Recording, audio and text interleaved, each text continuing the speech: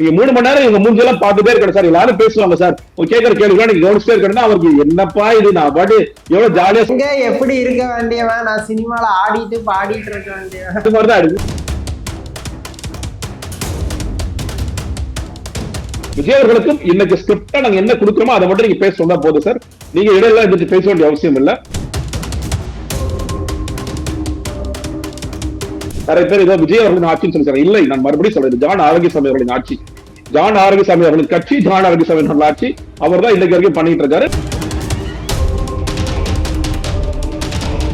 இவங்க விஜய் விஜய் சொல்வதன் மூலியமாக விஜய் வந்து ஒரு மாதிரி ஹிந்துக்களை காக்க வந்த ஒரு பெரிய மோடி மாதிரி அப்படிங்கிற மாதிரி உருவாக்குறதுக்கான வேலைகள் பண்றாங்க.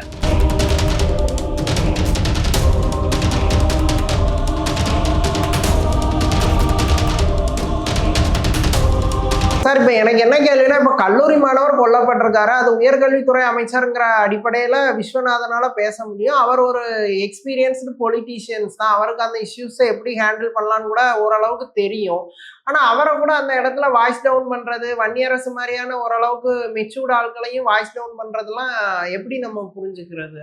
அதான் இது கிளியர் இன்ஸ்ட்ரக்ஷன். நான் சொல்றேன் இல்லையா, இந்த இன்ஸ்ட்ரக்ஷன் விஜய் அவர்களுக்கும் பொருந்தும். சார் நீங்க பேச வேணாம் சார், திடீர்னு நீங்க பேச ஆரம்பிச்சா எக்ஸ்போஸ் ஆயிடுங்க. அதான் நீங்க எது பேசினாலும் எக்ஸ்போஸ் ஆயிடுவீங்க. விஸ்வநாதன் அவர்களுக்கு பேச தெரியாது, அதனால பேசாம நீர்வளத்துறை குறித்து கூட பேச வேண்டாம், காவிரி குறித்து கூட பேச வேண்டாம். பேச தெரிந்தவர்களாக ஜான் ஆரோக்கியசாமி நம்பூர் இந்த 3 பேர். வேற ஆட்கள் இல்ல, அதான் சிக்கல். வேற ஆட்கள் இல்ல. மீடியா ஹேண்டிங் அப்படியே சொல்லிருக்காங்க. மீடியா ஹேண்டிங் யாரெல்லாம் பண்ணலாம், எல்லாரும் பண்ண முடியாது, எல்லாரும் பண்ணக்கூடாது. ராஜ்மோகன் பண்ணலாம், பண்ணலாம், ஆதரவு கூட அது மீடியா ஹேண்டிங் பண்றது இல்ல. ஒவ்வொன்றுக்கும் இதுதான். ஏன்னா ஜான் என்ன நினைக்கிறேன், இதுதான் சரியாக இருக்கும், இந்த நபர்கள் தான் சரியாக இருப்பார்கள், யாரும் எந்த துறையில போடலாம், யாரும் எந்த வாரியத்துல போடலாம் அப்படின்னு அவருடைய ஆட்சி தான். நான் மறுபடியும் சொல்றேன், இது வந்து நிறைய பேர் ஏதோ விஜய் அவர்களின் ஆட்சின்னு சொல்லிருக்காங்க. இல்லை, நான் மறுபடியும் சொல்றேன், ஜான் ஆரோக்கியசாமி அவர்களின் ஆட்சி, ஜான் ஆரோக்கியசாமி அவர்களின் கட்சி, ஜான் ஆரோக்கியசாமி அவர்கள் ஆட்சி. அவர் தான் இன்னைக்கு வரைக்கும் பண்ணிட்டு இருக்காரு. இந்த பவர் சென்டர்ஸ் நிறைய இருக்கிறாங்க, அதுதான் நடந்துட்டு இருக்கு. அப்போ இவர்களுக்கு தான் இது தெரியும், இவர்களுக்கு இது தெரியாது அப்படிங்கிற அளவுல தான் அவங்க பண்ணிட்டு இருக்காங்க. விஜய் அவர்களுக்கும் இன்னைக்கு ஸ்கிரிப்டா நாங்க என்ன கொடுக்குறோமோ அதை மட்டும் நீங்க பேச சொன்னா போதும் சார். நீங்க இடையில இருந்துட்டு பேச வேண்டிய அவசியம் இல்ல. இன்னொன்னு நீங்க பொதுவாங்க விஜய் அவர்களுக்கு இருக்கிற பிரச்சனை நான் பார்ப்பது, இன்னுமே அவருக்கு ஒரு பொலிட்டிக்கல் இன்ட்ரெஸ்ட் முழுமையா வந்துருச்சாங்கிற கேள்வி இருக்கு. சட்டமன்றத்தில் அவருடைய பாடி லாங்குவேஜ் ஒன்று இருக்குல்ல, நம்ம பார்க்கிறோம். ஒரு சினிமாக்காரர்களை பார்க்கும் பொழுது அவருடைய பாடி லாங்குவேஜும், சட்டமன்றத்திலும் சரி சட்டமன்றத்திற்கு வெளியே யாராவது அரசியல்வாதிகளை பார்க்கும் பொழுதும் அவருடைய உடல் மொழிங்கிறது எப்படி இருக்குங்க பாக்குறோம். பெரிய இன்ட்ரெஸ்ட் எல்லாம் இல்ல, வழியில நமக்கு ஒரு பிடிக்காத இடத்துல கொண்டு வந்து விட்ட குழந்தை எப்படி ஒரு மாதிரி உம்முன்னு இருக்குமோ அந்த மாதிரி தான் அவரோட பிஹேவியர், அந்த மாதிரி தான் இருக்காரு. ஏன்னா அவரு நீங்க பாருங்களேன், இப்போ ஒரு ஷூட்டிங் போயிட்டா ஆக்ஷன் சொன்ன பிறகு அவரோட உண்மையிலேயே அவருக்கு தெரியாது, அவரை பற்றி தெரியாத சினிமாக்காரர்களுக்கு தெரியும். பயங்கரமா வந்து ஹோம்ஒர்க் பண்ணுவார். நாளைக்கு இந்த ஷாட் இருக்கு அப்படின்னா இந்த ஷாட்டுக்காக நிறைய ஒர்க் பண்ணுவாரு. டான்ஸா இருக்கட்டும், ஃபைட்டா இருக்கட்டும், கடுமையா ஒர்க் பண்ணுவார். இன்னைக்கு என்ன நீங்க ஒர்க் பண்ண முடியும், நீங்க சொல்லுங்க. இதுக்கு ஹோம்ஒர்க் என்ன பண்ண முடியும்? ஸ்கிரிப்ட் இருக்கு, அதை நான் பார்த்து படிக்க போறேன், வேற என்ன இருக்கு? அப்போ அவருக்கு வந்து இது பெருசா பெரிய விருப்பம் இல்லை. நீ சட்டமன்றத்துக்குள்ள இது மாதிரி ஷார்ட் ஆக்ஷன் இது மாதிரி சொன்னீங்கன்னா கூட பெர்ஃபார்ம் பண்ண தெரியல. இன்னொன்னு நீங்க 3 மணி நேரம் இவங்க மூஞ்செல்லாம் பார்த்துட்டே இருக்கணும் சார். எல்லாரும் பேசுவாங்க சார், கேட்கற கேள்வி நீங்க கவனிச்சுட்டே இருக்கணும்னா அவருக்கு என்னப்பா இது, நான் பாட்டு எவ்வளவு ஜாலியா எப்படி இருக்க வேண்டியவன், நான் சினிமால ஆடிட்டு பாடிட்டு இருக்க வேண்டியவன், அது மாதிரிதான் இருக்கு. இன்னொன்னு ஒரு 24 மணி நேரம் ஷூட் வச்சாலும் இவர் தான் நல்லா ஒரு ஜோசா ஒர்க் பண்ணுவார். 48 மணி ஷூட் வச்சா கூட ஜோசா ஒர்க் பண்ணுவாரு. ஏன்னா அவர் அந்த துறையில நல்லா ஒரு தடம் பதிச்சிட்டாரு. இந்த துறை என்பது அவருக்கு பெருசா வேற வழியெல்லாம் வந்தாரு. சரி, மக்கள் ஜெயிக்க வச்சுட்டாங்க, மக்கள் ஏன் ஜெயிக்க வச்சாங்கன்னு தெரியல, இவரே ஜெயிச்சாதான் அவருக்கு தெரியும். அந்த மாதிரி நிலைமையில தான் இருந்துட்டு இருக்கு. அப்படி இருக்கும்போது பெரிய அவருக்கு இன்ட்ரெஸ்ட் இல்ல. ஒருவேளை இன்ட்ரெஸ்ட் இருந்திருந்தா அவர் இன்ட்ரெஸ்ட் என்ன பண்ணிருப்பாரு, கோயம்புத்தூர் மாணவனுக்கு வந்து நடந்தது என்ன தெரியுமாங்கிறத அவர் சொல்லிப்பாரு. அது பொய்யோ உண்மையோ, அது வந்து போலீஸ் என்ன எழுதி கொடுக்குறாங்களோ அதுதான் வந்து படிக்கிற ஒரு நிலைமையில இருக்கிறாங்க. அதுல உண்மை என்ன பொய் என்னங்கிறத ஆராய்ந்து பேசணும் அப்படிங்கறதெல்லாம் கிடையாது. ஏன்னா முதலமைச்சர் ஸ்டாலின் மேலேயும் எடப்பாடி பழனிசாமி இதே குற்றச்சாட்டு தான் வச்சாங்க. இன்னைக்கு கிட்டத்தட்ட இவங்க அதுதான் செய்வாங்க. ஆனா உண்மை என்ன நடந்திருக்கிறது அப்படிங்கிறது மக்களுக்கு கண்டிப்பா தெரியும். ஏன்னா இவங்க வந்து போதைப் பொருள் ஒழிப்புல நாங்க பெருசா நாங்க வந்து முனைப்பு காட்டுறோம், போதைப் பொருள் இல்லாத ஒரு தமிழகத்தை உருவாக்க போகின்றோம் அப்படின்னு சொல்றாங்க.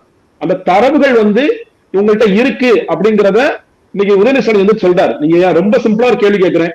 நாங்க எங்களோட ஆட்சி காலத்தில் நீங்க வந்து இபிசிஐடின்னு ஒரு துறையை உருவாக்கணும். நீங்க போதைப் பொருளை நார்கோட்டிக்ஸ் துறை ஒன்னா சேர்த்து இபிசிஐடி. அந்த இபிசியோட தலைவர் யார் தெரியுமா? இன்னைக்கு நீங்க கமிஷனர் பண்ற அமல்ராஜ். அமல்ராஜ் கேளுங்க, எத்தனை அரெஸ்ட் பண்ணிருக்கோம், என்ன நடவடிக்கைகள் எடுக்கப்பட்டது, எவ்வளவு விழிப்புணர்வு நடந்திருக்கு, அவர்கிட்ட கேட்க வேண்டிய யார்ட்டையும் கேட்க வேண்டிய அவசியம் இல்ல சொல்லி சொல்லார். இதற்கு பேசணும், பதில் பேசுறவங்க ஒண்ணு இல்ல. பதில் பேசுறது சம்பந்தம் இல்லாம ஏதாவது கிளப்பி விடுறாங்க. இதில் நியாயமாக முதல் பார்க்கக்கூடிய விஜய் அவர்கள் தான் பேச வேண்டும். ஆமா, 23 இருந்து 26 நடந்துச்சு, நடந்த பிறகும் இந்த சம்பவம் நடந்திருக்கு, நீங்க சரியா கட்டுப்படுத்தல, அப்ப நாங்க என்ன பண்ண போறோம், நாங்க என்ன பண்ணிருக்கோம், இந்த கொலைகள் நடக்காம தடுப்பதற்கு நாங்க அட்லீஸ்ட் இனிமேல் என்ன பண்ண போறோம்? கோவையில ஒரு கொலை, திருவொற்றியூர் கொலை அப்படின்னு இந்த கொலைகள் நடந்திருக்கு அப்படின்னா எல்லாவற்றிலும் போதை இன்வால்வ் ஆயிருக்கு. அந்த போதை ஒழிப்பதற்கு, இந்த போதை கட்டுப்படுத்துவதற்கு நம்ம என்ன பண்ணிருக்கோம், அந்த அமுதனுக்கு எப்படி அமுதன் அவர்கள் கொலை பண்ணவங்க எங்க சரக்கு கிடைச்சது, இல்ல இந்த மாணவருக்கு வந்து இந்த வந்தவங்க எல்லாம் எங்க இருந்து வாங்கினாங்க அப்படிங்கிற டீடைல்ஸ் எல்லாம் விஜய் அவர்கள் ஒரு உள்துறை அமைச்சராக சொல்லிருக்க வேண்டும். அவர் சொல்லல. அவர் என்னன்னா யாரோ போலீஸ் எழுதி கொடுப்பாங்க. இன்னும் சொல்ல பாருங்களேன், காவல்துறை வந்து இப்ப எப்படி யாரு ரிப்போர்ட் பண்ணுவாங்க, காவல்துறை ஆக்சுவலா விஜயோட ரிப்போர்ட் பண்ணி இதை கொடுப்பாங்க. சார் இதான் சார் இன்ஃபர்மேஷன், இதை நீங்க கொடுக்கணும். ஆனா இன்னைக்கு பாருங்களேன், சம்பந்தமே இல்லாம டிஜிபியோ இல்ல கமிஷனரோ ராஜ்மோகன் போய் ரிப்போர்ட் பண்ணணும். சார் இன்னைக்கு நீங்க என்ன கண்டென்ட் தான் சார் பேசணும். இது என்ன விதமான ஆட்சி இது? நீங்க ரகசிய காப்பு பிரமாணம்னா என்ன, இது என்னன்னே எனக்கு புரியல. எல்லாவற்றிலும் நீங்க வந்து யார் எந்த வேலையை செய்ய வேண்டும் அப்படிங்கறதுல அவங்க வந்து எல்லாவற்றையும் ராஜ்பவன் செய்வார், ஆதவ அர்ஜுனா செய்வார், சீட்டர் நிமகுமார் செய்வார், மற்றெல்லாம் வேடிக்கை பார்த்து கொண்டே இருப்பார்கள் அப்படிங்கிறத சட்டமன்றமாக இருக்கிறது. இவர் ஆதவும் ஒரு மாதிரி உதயநிதி மேல உள்ள ஒரு பர்சனல் வெஞ்சன்ஸ் எதையாவது காட்டணும்னோ இல்லது தன்னை ஸ்கோர் பண்ணிக்கணும்னோ ஒவ்வொரு வாட்டியும் எனக்கு எதிர்கட்சி தலைவர் பதில் சொல்லணும், எதிர்கட்சி தலைவர் பதில் சொல்லணும்னு உதய சீன்ற மாதிரியே பேசிட்டு இருக்காரா? அது எப்படி தெரியும்? உதய எப்ப பாரு ஏன் என்னையவே பதில் சொல்றீங்க அப்படின்ட்டு கேட்டாரு. நீங்க ஏதோ அதை நோட் பண்ணீங்களா? இல்ல பாத்துதாங்க இருக்கு. அவர் தான் சொல்றேங்க, அது வந்து உதய அகேன்ஸ்ட் விஜய்னு ஒண்ணு இருக்குல்ல, அதை உதய அகேன்ஸ்ட் ஆதவன்னு ஒரு பண்ண விரும்புறாருங்கிறது தெரியல. நீங்க நடுவுல வந்து ஆதவ அர்ஜுனா சம்மந்தத்தோட பேசுற சம்மந்தம் பேசுறது தெரியல. பிரைம் மினிஸ்டர் ஒருத்தர் சவுத்ல இருந்து போகணும்னு சொல்லி பேசினார். நம்ம நார்த்ல இருந்து நிறைய பிரைம் மினிஸ்டர் வந்திருக்காங்க, பிரதம மந்திரிகள் ஏன் நம் தெற்குல இருந்து செல்லக்கூடாது அப்படின்ட்டு. அது ஆக்சுவலா எனக்கு பேரு டிபேட் ஆச்சு. நேஷனல் சேனல்ஸ் வழக்கம் போல என்ன பண்றாங்க, நார்த் சவுத் டிவைட் பண்ண விரும்புறீங்களா, அப்ப தெற்குல இருந்து வந்த பிரதமர் சூப்பரா இருக்கு, நார்த் இந்தியால பண்ண மாட்டேங்கிறாரு. அந்த மாதிரி நான் சொன்னேன். ஆங்கிள் என்னன்னு கேட்டீங்கன்னா, ஆதவ சொன்ன ஆங்கிள், நான் எப்படி முதல்வராக விஜய் ஆனாரோ அதே மாதிரி விஜய் பிரதமர் ஆகிறதுக்கான வேலைகளை நம்ம பண்ணணும்னு ஆதவ அர்ஜுனா விரும்புறாரு. சோ அங்க பிரதமர் ஆக்கணும்னா இங்க யார் சிஎம் ஆவாங்க? ஆதவ அர்ஜுனாக்கு அந்த ஆசை இருக்கிறது. இந்த பிசிக்கள் இருக்கும்போது சரி, திமுக இருக்கும்போது சரி, நம்மளால சிஎம் ஆகிடணும், நம்ம என்னைக்காவது சிஎம் ஆகிடணும் ஆதவ அர்ஜுனா விரும்புறாரு. அப்ப அதுக்கு ஸ்கெட்ச் போடணும்னா இன்னைக்கு வந்து தன்னை எஸ்டாப்ளிஷ் பண்ணணும்னு நினைக்கிறார். இப்ப ஏற்கனவே எல்லாரும் என்ன சொல்றாங்க, இவர் ஆக்டிங் சிஎம், ஒரு சிஎம் ஆக்டிங், இப்படிதான் இருக்கு. ஆக்டிங் சிஎம்மா இருக்க நம்ம முழு நேரம் சிஎம் ஆகிறதுக்கு என்ன வேலைகள் பண்ணணும், அப்ப 2 நாள்ல எஸ்டாப்ளிஷ் பண்ணிக்கணும் அப்படிங்கிறது ரொம்ப தெளிவா இருக்காரு. நம்ம எஸ்டாப்ளிஷ் பண்ணணும்னா இன்னைக்கு ஃபைட் எப்படி இருக்கு, அது வந்து ஆக்சுவலி விஜய் அகேன்ஸ்ட் ஸ்டாலின் இருந்திருக்கணும். ஸ்டாலின் சட்டமன்றத்திற்குள்ள வரல. அப்ப விஜய் அகேன்ஸ்ட் உதயன்னு மாறிடுச்சு. அந்த நரேட்டிவ் மீடியாவுக்கும் கரெக்டா இருக்கு, கட்சிகளுக்கும் கரெக்டா இருக்கு, ஒரு இருதுரு அரசியலுக்கு கரெக்டான பாயிண்டா இருக்கு. ஆனால் ஆதவ அர்ஜுனா விரும்பவில்லை.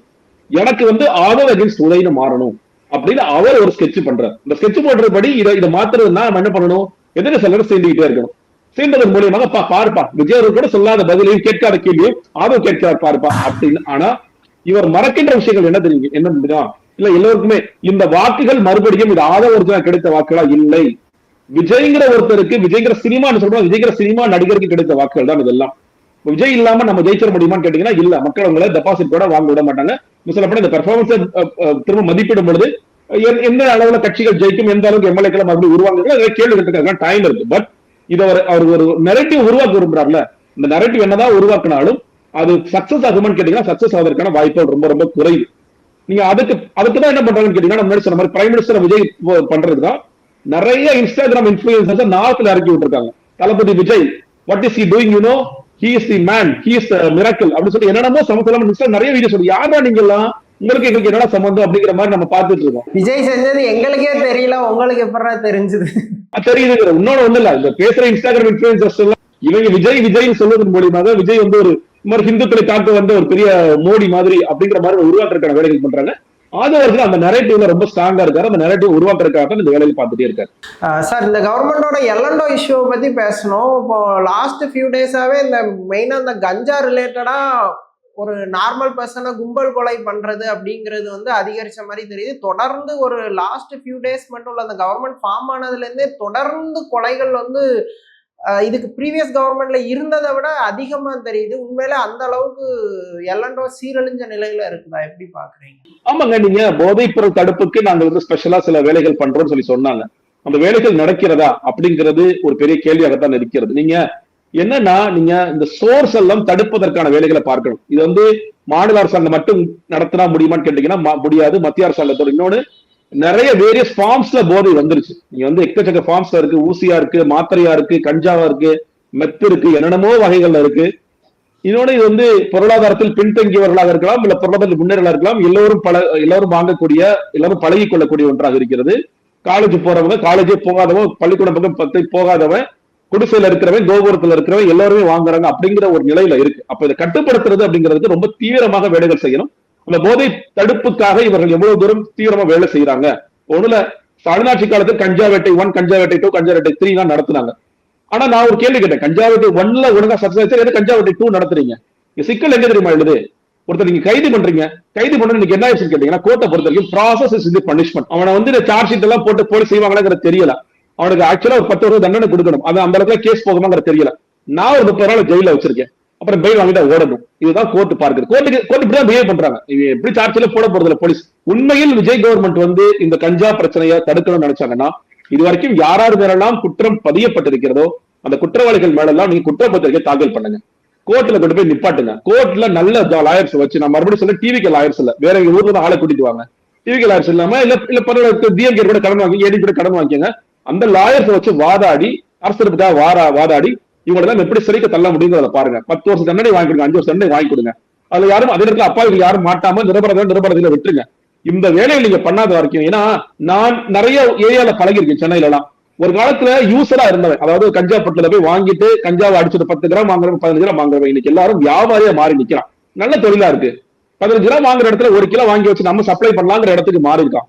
இந்த 1 கிலோ வித்துட்டு இருந்தா நீங்க 10 கிலோ விற்கலாமான்னு அவன் வந்து பெரிய வியாபாரி மாறிட்டு இருக்கான். அப்ப இவங்க எல்லாருக்கும் வந்து இது வியாபாரமா மாறிடுச்சு. இந்த சமூகத்துல வந்து நிறைய புழங்குது. மெடிக்கல் ஷாப்ஸ்ல இந்த ஊசியை விற்கிறாங்க, மெடிக்கல் ஷாப்ஸ்ல இந்த போதைதர ஊசியை விற்கிறாங்க. ஆபரேஷன் தியேட்டர்ல பயன்படுத்தப்படுகிற அந்த மருந்து, அந்த ஊசியை வெளியே எடுத்து விற்கக்கூடிய கும்பல் இருக்கிறது. ஆந்திரால இருந்து வர்ற பசங்க, கல்லூரியில படிக்கிற பசங்க, அவங்களுக்கு சின்ன சின்ன பாக்கெட் பையனா அந்த ஆந்திரா ஒரிசா பார்டர்ல தான் இது நிறைய அது வந்து ஒரு குடிசை மாதிரி ஒரு குரூப் பண்ணிட்டு இருக்காங்க. அதெல்லாம் உண்மையில மத்திய அரசு நினைச்சா ஒரே நாள் அடிச்சு காலி பண்ணலாம். ஏன் பண்ண மாட்டேங்கிறாங்க தெரியல. ஏன்னா மத்திய அரசாங்கத்தோட துணை இல்லாம இதை பண்ணவே முடியாது.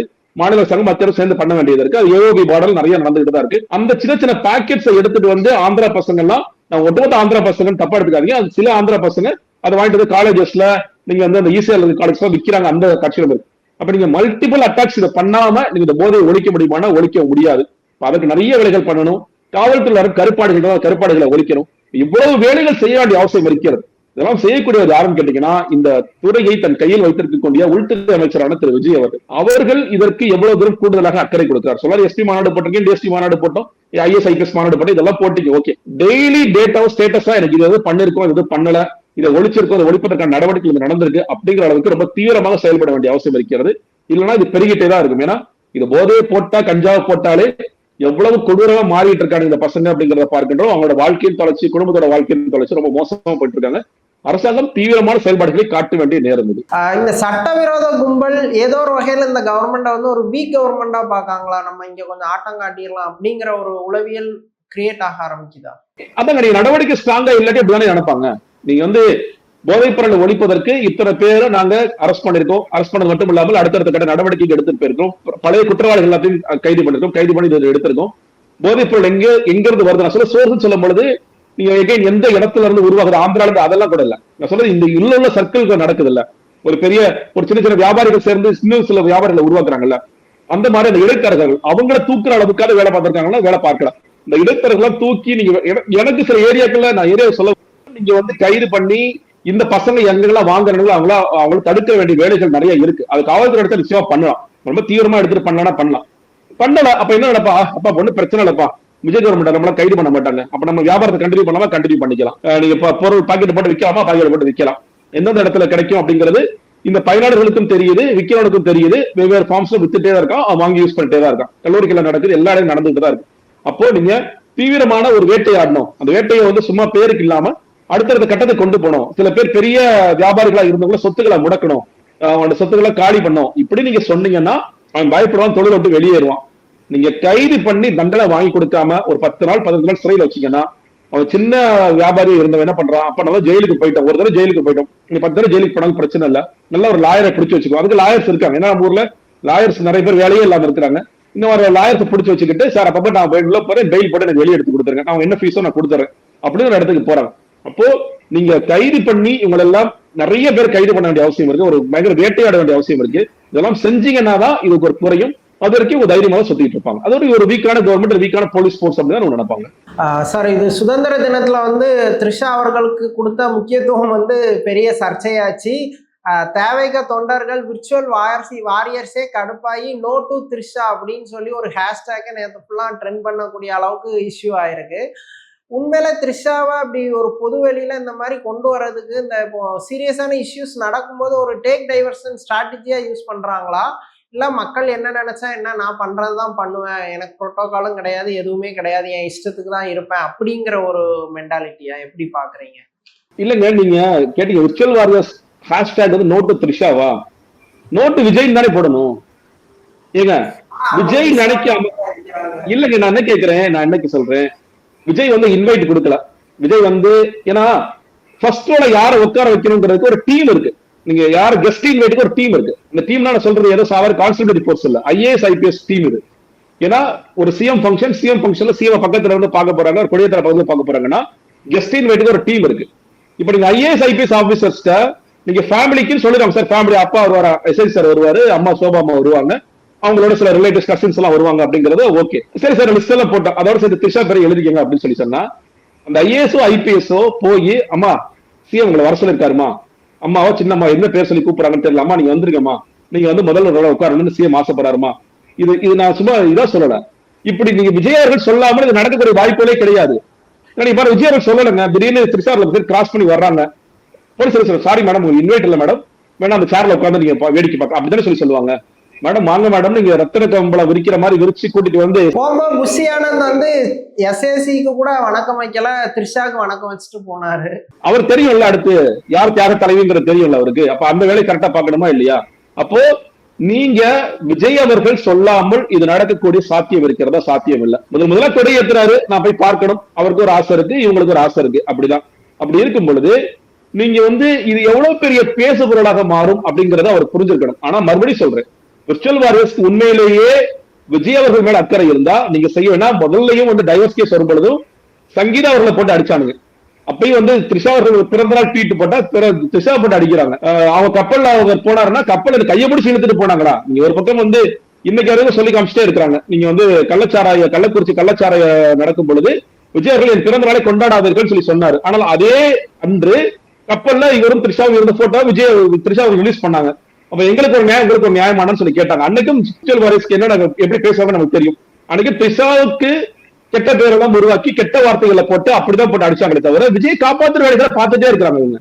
நீங்கள் செய்ய வேண்டியது, அண்ணா தயவு செய்து நிப்பாட்டுனா அப்படி ஒரு ஹேஷ்டேக் போடுங்க, அண்ணா த்ரிஷாவை விட்டுருனா இப்படி ஹேஷ்டேக் போடுங்க. இதுதான் நீங்க செய்ய வேண்டிய முக்கியமான ஒன்று. அதை விட்டுட்டு அவங்க ஏதோ விருப்பப்பட்டிருக்கலாம், ஆனா அவங்க ஏதோ வலுக்கட்டாயமா வந்த மாதிரியும் விஜய் வேணாம் ஐயோ அவங்க மொத்தையில பார்க்க விரும்பல, நீ ஏமா இங்கெல்லாம் வரன்னு சொல்ற மாதிரி. அப்பா அது நல்ல நாடகம் ஆடுறாங்க அவங்க ரெண்டு பேரும். இந்த நாடகத்துல நீங்க ஒருத்தரை மட்டும் குற்றவாளியாக்கிட்டு இருக்கீங்க, இன்னொருத்தரை காப்பாத்தி விட்டுற வேலைகளை பாக்குறீங்க. அந்த வேலைகளை நீங்க நிப்பாட்டி உங்க அண்ணனை சேர்ந்து அடிச்சீங்கன்னா அவர் வந்து மேபி யோசிக்கலாம், நடக்கும். இன்னொன்னு அவர் சொல்ல ஒரு மெசேஜ் ஒன்று இருக்குங்க. இப்போ சங்கீதா அவர்கள் வழக்கு வாபஸ் வாங்கிட்டாங்க. வழக்கு வாபஸ் வாங்கினதுக்கு அப்புறம் சரி ஓகே, இனிமேல் வந்து லீகல் இதுக்கு செப்பரேஷன் இருக்காது, லீகல் செப்பரேஷன் இல்லாம நீங்க வந்து இவங்க வாழ்க்கைக்குள்ள வர முடியாது. ஆனா அதெல்லாம் கிடையாது. நான் ஒரு மெசேஜ் சொல்றேன், நீ வழக்கு வாபஸ் வாங்கினா வாங்கிக்க, எனக்கு அதை பத்தி என்ன, மக்கள் பத்தி, தொண்டர்கள் பத்தி, கட்சி பத்தி, தமிழ்நாடு அரசு பத்தி எது குறித்தும் எனக்கு கவலையோ அக்கறையோ இல்ல. நான் செய்யறதை நான் செஞ்சுட்டு தான் இருக்கேன். இன்னொன்னு, நான் உதயநிதி அவர்கள் அரசுல நம்ம பார்த்தோம், நான் அதுல வந்து உதயநிதி அவர்களை நிறைய கண்டிச்சோ எல்லாமே பண்ணோம். நான் அந்த நிகழ்வு இந்த நிகழ்வு எல்லாமே த்ரிஷா அவர்கள் டிவி கேக்குள்ள வரதுல சாஃப்ட் லான்ச்சா தான் நான் பார்த்தேன். த்ரிஷா அவர்களை நான் அது சில பேர் துணை முதலமைச்சர் அபியுதமான அண்ணி வந்து துணை முதலமைச்சர் ஆக போறாங்க அந்த அளவுக்கு நான் போகல. பட் ஆனா ஒரு சாஃப்ட் லான்ச் நடந்துகிட்டே இருக்கு. அது ரொம்ப திட்டமிட்ட. த்ரிஷாவை விமர்சிச்ச ஒரு முக்கியமான விர்ச்சுவல் வாரியர்ஸ் பெரிய ஐடிஸ் எல்லாருமே இப்ப த்ரிஷா வந்து ஃப்ரெண்ட்லியா இருக்கிறதுல என்ன தப்பு, அவங்க சப்போர்ட்டிவா இருக்காங்க, எல்லாரும் அண்ணனை விமர்சிக்கும் போது அவங்க வந்து ஆறுதலா இருக்காங்கன்னு மெல்லமா, அதான் நீங்க சொன்ன அந்த சாஃப்ட் லான்ச்சுங்கிறது நடந்துகிட்டு இருக்கு.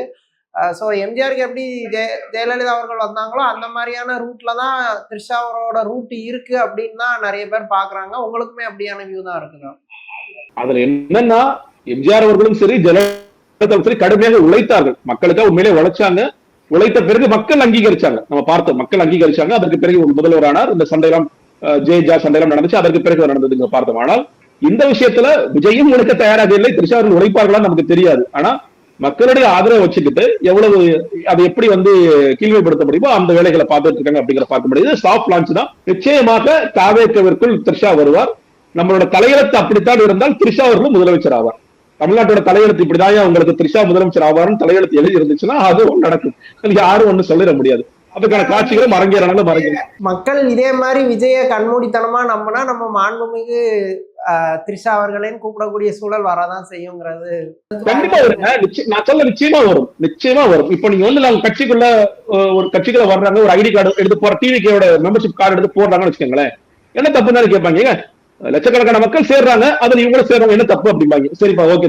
எத்தனையோ தொண்டர்களுக்கு தலைவர் பொறுப்பு கொடுக்கிறாரு, அவங்களுக்கு ஒரு பொறுப்பு கொடுத்தா என்ன தப்பும்பாங்க. சரிப்பா, அதையும் விட்டு ஏன்னா பொறுப்படுத்த பிறகு அவங்களுக்கு தப்பு அப்படிம்பாங்க. சரி, அதையும் விட்டு அதுக்கடுத்து நம்ம அமைச்சர்கள் என்ன தப்பும்பாங்க. எல்லாமே நடக்கும்.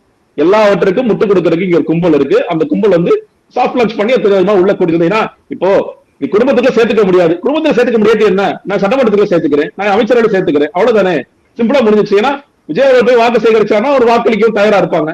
நீங்க ஸ்ரீரங்கத்திலே கூட ரமேஷ் அவரோட ராஜினாமா பண்ணிட்டு, தம்பி இது ஓரமா ஒதுக்குப்பா, நீ வந்து அவங்க அண்ணி நிக்கிறதா, சரி சரிதான் சொல்லி அவங்க சொல்ல முடியும். எங்கேயாவது நிக்க வச்சுக்க வேண்டியதான். அந்த வேலைகளும் நடக்கக்கூடிய வாய்ப்புகள் பிரகாசமாக இருக்கு. தமிழ்நாடு தலைவிதி அப்படி கூட இருக்கலாம். சார், இப்போ லாஸ்ட் டிஎம்கே கவர்மெண்ட் இருக்கும்போது உதயநிதியை வந்து இன்னொரு நடிகை கூட கம்பேர் பண்ணி ஒரு சம்பந்தமே இல்லாம எக்ஸ்ட்ரீம் லெவலுக்கு எல்லாம் வதந்தி பரப்புனாங்க. 2 பேர் இவருக்கு சைட்ல மறக்க அந்த ஹீரோயின் தரப்புல என்னை விட்டுருங்கன்னு கெஞ்சக்கூடிய ஒரு சூழல்லாம் உருவாச்சு. எந்த ஆதாரமும் இல்லாத ஒரு விஷயத்த அவ்வளவு பெரிய ரியல் இஷ்யூ ரேஞ்சுக்கு இது பண்ணாங்க. இப்போ விஜய் வந்து ஓப்பனா பண்றாரு. விஜய் ஒரு ப்ரிவிலேஜ் ஸ்டேட்டஸ்ல வச்சு அவர் எது பண்ணாலும் அவரை விமர்சிக்க கூடாதுங்கிற ஸ்டேட்டஸ்ல வச்சிருக்கிறாங்களா? இப்ப விஜய் பண்ண இதே விஷயத்த உதயநிதியோ இல்ல வருங்காலங்கள்ல யாரோ பண்ணுனா இந்த மாதிரியான ஒரு ஃப்ரீ ஸ்பேஸ் கிடைக்குமா? இல்லைங்க, இதுல காப்பாத்தி விட்டுறதுல ஒரு நுண் அரசியலை மெயின் ஸ்ட்ரீம் மீடியா பாக்குறாங்க. த்ரிஷா செய்த காரியத்தை பாருங்க, த்ரிஷாவுக்கு அந்த முக்கியமான கால், அவர் கியூட்டான மொமெண்ட், இப்படிதான் போட்டு போட்டு போட்டு மக்களை பழக்கப்படுத்துறாங்க. இப்ப விஜய் வந்து மக்களை பழக்கப்படுத்துறதுக்கான ஒரு லான்ச் பேட் அறிவிக்கிறாருன்னா அது ஒண்ணும் தப்பு இல்ல. நீங்க பதவி ஏற்கும் பொழுது புதிய தலைமுறை சேனல் என்ன பண்ணாங்க, ஒரு பக்கம் விஜய், இன்னொரு பக்கம் த்ரிஷா. எதுக்கு நீ காட்டுற? நான் உண்மையில என்ன சொல்றேன், நீங்க வந்து ரொம்ப நியாயமெல்லாம் பேசுறாரு ஒருத்தர், அந்த தலைவர்களுக்கு ரொம்ப நியாயம் பேசுறாரு. இந்த மாதிரி நியாயவாதியே கிடையாது, நான் ரொம்ப காந்தியவாதிங்கிறார். நீ என்ன வேலை பண்ணிட்டு இருக்க? இந்த வேலைக்கு பேர் என்ன தெரியுமா? எனக்கு தோணுச்சு, இந்த வேலைக்கு பேர் என்ன? இப்படி நீங்க காமிச்சிருக்கீங்க ஒவ்வொரு சேனல்லையும். த்ரிஷா அவர்கள் வருவது, நீங்க அப்பா அம்மா வந்திருக்காங்க, அப்பா அம்மா ஓரமா ஃப்ரேம்ல கட் பண்ணு, மெயின் ஃப்ரேம்ல த்ரிஷா மட்டும் தான் இருக்கு, இந்த பக்கம் விஜய் இருக்கணும், இந்த பக்கம் த்ரிஷா இருக்கணும் நீங்க போட்டுட்டு இருக்கீங்க. இன்னொன்னு, சுதந்திர தினத்துல விஜய் என்ன பேசினார், விஜய் என்ன புதிய அறிவிப்புகளை வெளியிட்டார், அவர் பேசியது சரியா தவறா, அவர் வந்து என்ன விட்டுட்டு போயிடாதீங்கம்மான்னு சொல்லி சொல்றாரு, அப்ப என்ன ஓட்டு கேட்கிறாரு அங்கேயும், அப்படிலாம் டிபேட் பண்றதை விட்டுட்டு மேபி மெயின் ஸ்ட்ரீம் மீடியா கொஞ்சம் வழியே இல்ல, மெயின் ஸ்ட்ரீம் மீடியால இதெல்லாம் பச்சையா பேச முடியாதுனால அவங்க கொஞ்சம் கண்ணியத்தோட பேசுறாங்க. பட் அதை தாண்டி சோசியல் மீடியா, யூடியூப்ஸ் எல்லாத்துலயும் எது வந்துச்சு, விஜய் என்ன பேசுறதுங்கிறதே போயிட்டு முழுக்க த்ரிஷா வந்தா, த்ரிஷா எப்படி கையை வச்சாரு, விஜய் எப்படி கை வச்சாரு, இப்படிதானே ஓடிட்டு இருக்கு. அது கேவலம் இல்லையா? ஒரு 80வது சுதந்திர தினம் முதலாக நான் கொடியேற்ற வந்திருக்கேன், ரொம்ப பெருமையான தருணம். மக்கள் வந்து அந்த வாய்ப்பு எனக்கு வழங்கி இருக்காங்க. அதை கொண்டாடக்கூடிய தருணத்தில் அது பெருமைமிகு தருணம். அவரை சொல்ற மாதிரி எவ்வளவு தியாகிகள் வாங்கி கொடுத்த சுதந்திரத்தை நீங்க எவ்வளவு கொச்சப்படுத்திட்டு இருக்கீங்க. நீங்க மக்களை ஒரு பேசுகிறோட என்ன தெரியும் நீங்க மாத்திட்டு இருக்கீங்க. சரி, உண்மையிலே சொல்ற மீடியாவை நான் வந்து என்னைக்கோ திட்டதே கிடையாது. மீடியா என்ன வளர்த்ததுல முக்கிய பங்கு வகிச்சிருக்காங்க. ஆனா இன்னைக்கு என்ன மீடியா வேலை பார்க்குது? எல்லா சேனல்ஸையும் ஒரே மாதிரி சொல்லி யாரோ ஒருத்தருக்கு இந்த கேள்வி கேட்க துணிச்சல் இருக்கா?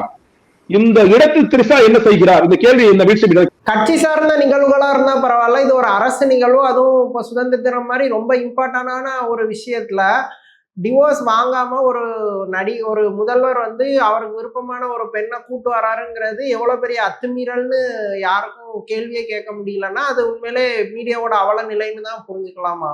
நிச்சயமா மீடியாவோட அவல நிலை தாங்க. நீங்க வந்து சொல்றேன் இல்லையா, கண்டென்ட்டா அவர்கள் பேசிருக்கணும் ஒண்ணு இல்ல. விஜய் அவர்கள் முதலமைச்சராக எவ்வளவு பேருக்கு வந்து அவங்களுக்கு பரிசுகள் கொடுத்தார். அவங்களுடைய சமுதாயத்தில் அவர்கள் ஆற்றிய பங்களிப்புக்காக அவர்களுக்கு இதெல்லாம் கொடுத்தார். அதை பத்தி யாராவது பேசினாங்களா? யாராருக்கு இது கொடுக்கப்பட்டது? இவர்கள் சமூகத்தில் என்ன வேலை பார்த்திருக்காங்க? 2 மாநகராட்சிக்கு அவார்டு கிடைச்சு, அந்த மாநகராட்சி என்ன வேலை செஞ்சிருக்கு, இல்ல அந்த மாநகராட்சியில் இருக்க குறைகள் என்ன? ஏன்னா சில நேரங்கள் மாநகராட்சிக்கு அவார்டு வந்ததுக்கு அப்புறம் ஒருத்தர் எடுத்து போட்டோ எடுத்து போடுவாரு, குப்பையா இருக்கு இந்த மாநகராட்சி, எதுக்கு இந்த கவர்மெண்ட் அவார்டு கொடுக்குன்னு சொல்லி சொல்றாரு. அப்படியே அதை பேசினாங்களா? இல்ல. எவ்வளவு சமூக சீர்திருத்தவாதிகளுக்கு வந்து அங்க கௌரவிக்கப்பட்டாங்க, அவங்களுக்கு ஏதாவது பண்ணாங்களா? இல்ல. கைசால் விருது ஒருத்தர் வாங்கினார், அதை பத்தி பேசினாங்களா? இல்ல. இந்த மீடியா எதுவுமே பேசல. அதாவது சும்மா செய்திகள், அதெல்லாம் ஒன்லைன் டிக்கர்ல போடுப்பா, அவருக்கு கைசால் வருது, இவருக்கு சமூக சீர்திருத்த வருது, இவருக்கு வந்து அவர் வந்து வருது, ஏதாவது ஒண்ணு சொல்லி முடிச்சிருங்க. நம்ம போக்கஸ் பண்ண வேண்டியது இது 2 தான். இதுதான் மக்கள் பாக்குறாங்களா? மக்கள் ஒருவேளை அப்படி மக்கள் பார்த்த கூட மக்களை எரிச்சல் அடைய மாட்டாங்களா? என்ன வேலை பண்ணிட்டு இருக்கீங்க சுதந்திர தின அன்னைக்கு? இதுதான் இந்த வேலை. ஏன்னா சில பேர் வந்து சுதந்திர தின அன்னைக்கு இந்த சேனல் என்ன படம் போட்டுட்டு இருக்கேன் சமன்சம் இல்லாம, சுதந்திரத்துக்கு அட்லீஸ்ட் ஒரு 10 நிமிஷம் 15 நிமிஷம் ஏதாவது படத்தை போடுங்க, காந்தி படத்தை போடுங்க. அப்படி நீங்க வளர்க்கிற விதம், மக்களை வந்து பயிற்றுவிக்கிற விதம் எல்லாமே இந்த மீடியா வந்து ரொம்ப கவனமாக நம்ம எதை கொண்டு போய் திணிக்கணுங்கிறதுல ரொம்ப தெளிவா வேலை பார்த்துட்டு இருக்காங்க இன்னைக்கு. அதுல இன்னொன்னு இதில் மறைமுகமாக பின்னாடி வந்து ஆட்சியாளர்கள் இல்லாமல் இருக்க வாய்ப்புகளும் கிடையாது. அவங்க சொல்றாங்க என்னதை காமிக்கிறோம், நீ காமிச்சிருக்கு இதை மட்டும் காமிங்க அப்படிங்கிற சொல்றாங்க. சரி சார், ஓகே சார், எங்களுக்கு நல்லா செல் ஆகுது, மக்கள் அதை பாக்குறாங்க, நான் செல் பண்றோம், சோசியல் மீடியால நிறைய அது போகுது, வியூஸ் போகுது, திட்டாலும் பரவாயில்ல, ஒருத்தர் பாக்குறான், கண்ணா பிரான் திட்டுறான், அவன் ஆங்கிரி சிம்பிள் போடுறான், ஆனாலும் பாக்குறான் அவன், அதனால நம்ம வேலையை பார்க்கணும்னு சொல்லி பார்த்துட்டு இருக்காங்க. உண்மையிலேயே ஊடகத்துறை அவ்வளவு நிலையில். ஓகே, தமிழ்நாடு அரசியல் குறித்து பல விஷயங்களை விரிவா பேசுனீங்க, ரொம்ப நன்றி.